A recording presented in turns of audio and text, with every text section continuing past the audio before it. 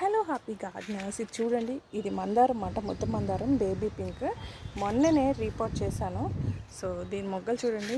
ఇది వేరే కంటైనర్లో ఉండగా నేను 20 days బ్యాక్ కాఫీ పౌడర్ ఇచ్చాను.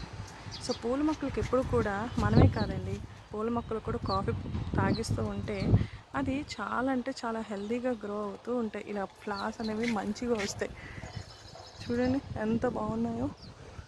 సో దీనికి నేను ఫిల్టర్ కాఫీ ఇది ఉంటుంది కదా, ఫిల్టర్ చేసిన కాఫీ పౌడర్ ఉంటుంది కదా, అది వేసాను. అలాగే మనము 2 రూపీస్ ప్యాకెట్స్ కూడా వేసుకోవచ్చు.